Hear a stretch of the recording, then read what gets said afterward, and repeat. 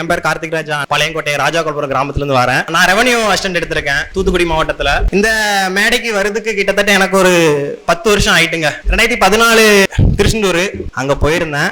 அங்க பாத்தீங்கன்னா ஒவ்வொரு கூட்டம் நாங்க அப்பா கூட போயிருந்தோம். அங்க பாத்துக்கிட்டீங்கன்னா ஒரே தள்ளுமுள் நடக்குது. அப்போ ஒரு டிஎஸ்பி ஒருத்தர் இருந்தாப்ல, கொஞ்சம் வாக்குவாதம் ஆயிட்டு அப்பா கூட வச்சுக்காங்களேன். அப்போ என்னன்னா நீங்க மினிஸ்டர் ஸ்டாஃப், நாங்க எக்ஸிக்யூட்டிவ் அப்படின்னு ஒரு மாதிரி ஆயிடுச்சு. அப்போ அப்பாட்ட கேட்டேன், என்னப்பா நீங்களும் போலீஸ் தான் இப்படி சொல்றீங்க அப்படிங்கும் போது, இல்லப்பா நம்ம ஆபீஸ் லைன்ல தான் அவங்க அப்படின்னு.